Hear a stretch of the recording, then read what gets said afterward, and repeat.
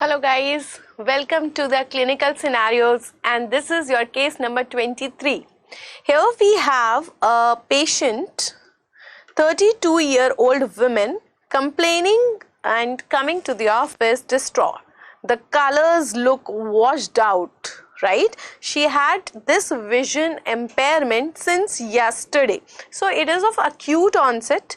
She also complains of pain on the eye movements. Now her vitals are stable. She is febrile, so little bit fever is there. And then we have decreased visual acuity. We have sluggish afferent pupillary response to the light. We have got changes in the color perception.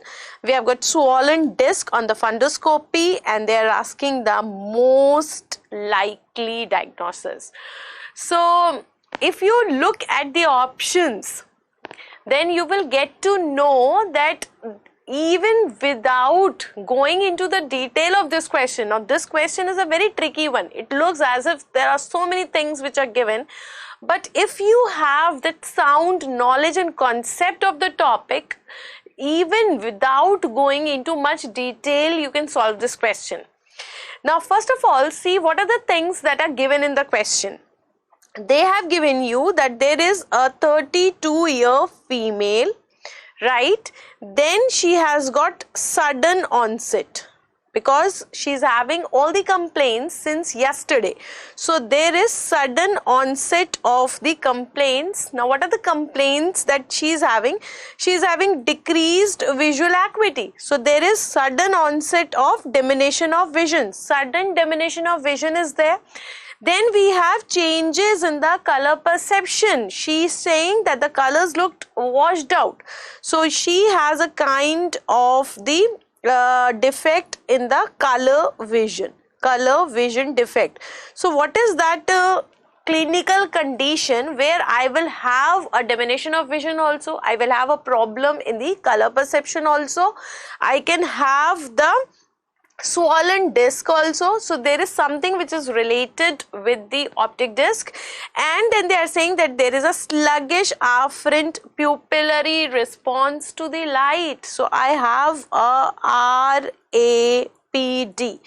Now if you have, I was saying that if you have a sound knowledge of something, then you can very easily solve this question. So do you know about RAPD? RAPD is a relative afferent pupillary defect, and this RAPD is actually the earliest manifestation. It is the earliest manifestation of the optic nerve disease. It is the earliest manifestation of the optic nerve disease, and there is something where the colors are also looking washed out. So we have a defect in the color perception also. We are having the color blindness, right? So now if you look at the options, we have optic neuritis, we have acute anterior uveitis, we have open angle glaucoma and episcleritis. So I cannot say that there is a defect in the color perception if the patient is having acute anterior uveitis, glaucoma or episcleritis. So by default answer becomes optic neuritis. Very easy, clear-cut way you can go. Now if you relate this optic neuritis to this patient, optic neuritis. So let's talk about the optic neuritis now. Okay.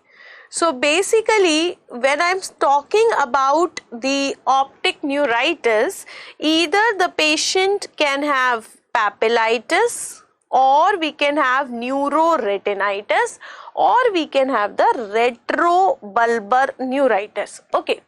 Now the most common etiology is the MS, that is multiple sclerosis, and in multiple sclerosis I do not get the neuroretinitis. So I am concerned with the papillitis or the retrobulbar neuritis.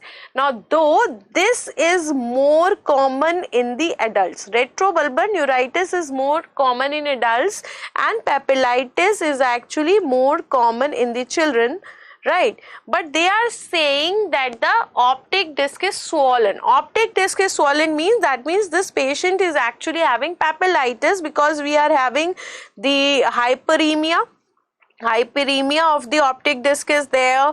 Then we also have the blurred margins. So from this information, it looks as if this patient is having the papillitis. But then they are saying that there is pain on the ocular movements or the eye movements. So pain on ocular movements is very characteristic of RBN, which is common in the adults. Nevertheless, they have not asked us to differentiate whether it is papillitis or retrobulbar neuritis, because this seems slightly controversial, because in one line they are saying that the pain on ocular movements, now though it is not like this that it cannot occur in papillitis, it can occur in papillitis, but it is more common in retrobulbar neuritis. Second important thing, retrobulbar neuritis itself is more common in adults, because they have given you a 32-year female. Okay. Then if I talk about the symptoms, so are the symptoms matching well? So optic neuritis is again usually unilateral. It is usually unilateral, and one important thing is that we have a sudden onset. So both of these things are going well. It is unilateral, we have sudden onset, we have diminution of vision also, we have the defect in the color vision. There is a problem with the color vision also. So all these things are matching well. You can get a swollen eye disc, optic disc. You can also get the pain on ocular movements. So now if you see this question again, they are saying that we have a 32-year female who is having, suppose, optic neuritis. So she will be having the sense of washed out colors, because color perception is defective there, and there will be sudden onset, acute onset. So that is from since yesterday. She is having pain on ocular movements. Now do you know why we have a pain on ocular movements whenever there is optic neuritis? The reason is, if you consider the optic nerve, see, this is your orbit, and here we have the eyeball. Something like this, we have got the eyeball, and at the apex of the orbit, what do you have? At the apex of the orbit, we have the annulus of Zinn here. From this annulus of Zinn, different extraocular muscles are coming and they are inserting into the sclera, something like this. And in between this, what is happening? We also have this optic nerve coming out from the lamina cribrosa, and it's going back. So what is happening, especially the two muscles, that is your the superior rectus as well as the medial rectus. These two muscles are actually adherent to the myelin sheaths, and that is why whenever we have inflammation in the optic nerve, then we also get the pain on the ocular movements, tenderness also at the insertion of these muscles, especially the superior rectus and the medial rectus. So that is very important. Then we have the afferent pupillary response. So I think this is the sure shot catch point of this question. The moment you read this, you are very sure that this is a case of optic nerve disease, because you will not get RAPD positive in uveitis, episcleritis or glaucoma.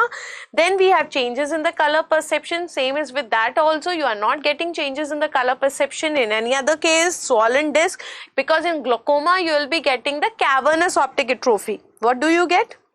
In cases of glaucoma, we get the cavernous optic atrophy. So I will not get the swollen optic disc there. Now other important things are that if I want to make a diagnosis of acute anterior uveitis, if I want to make a diagnosis of acute anterior uveitis, there are certain things that I must have. Now this also causes sudden diminution of vision, but that is mostly painful, sudden painful diminution of vision. Then this condition is more common in males. Then it's a very acute condition. You get the ciliary spasm. That is the most important thing, and due to the ciliary spasm, the patient will have diminution of vision, you have inflammation, and what you are going to get? You are going to get the aqueous flare. we get the aqueous flare, we get the aqueous cells, and what is the most important sign? That is the keratic precipitate. So I am not having all these things. Plus I should have what you called as circumcorneal congestion. I should have the circumcorneal congestion. So none of these symptoms are matching with the acute anterior uveitis. Then if I think about the primary open angle glaucoma, so it cannot be open angle glaucoma because this is actually a chronic condition. It is called as chronic simple glaucoma. This is called as chronic simple glaucoma. So it is a gradual condition. It actually causes the gradual painless. It causes gradual painless progressive, gradual painless progressive diminution of vision. Very, very important. So it cannot be glaucoma. Plus there is no pain on ocular movements in glaucoma. There is no color perception defect in glaucoma. There will be no swelling of the optic disc in glaucoma. Then if I talk about the episcleritis. So episcleritis, if you look at the video, I had shared a video on scleritis and episcleritis. It will not cause the diminution of vision. What to say about the color perception? It is just the superficial episcleral area which is getting inflamed. So none of the things will be matching of this question with the episcleritis. So that is very, very clear. Okay, I don't think that there is much dilemma in getting the option, but the idea is to rationalize your findings and what is the minimum time that you can spend to solve this question, because ultimately also I know that you will come to optic neuritis, but the thing is that how are you thinking? Your thought process should be right. Plus you should take a minimum time in such kind of a questions where your signs and symptoms are very, very clear cut. All right. In case of any doubt, you people can always ping me up. You can visit my Facebook page, Facebook group, and take a lot of academic stuff, motivational stuff from there. You can also take the benefit of daily quizzes running on Telegram. We are a big family now. More than 20,000 people are really taking the test daily, and they are getting the benefit of the daily questions, and we are having detailed explanations, the PDFs, and you can also follow me on the Insta. Any valuable suggestion, any feedback, any other video you would like me to make or discuss upon are always welcome.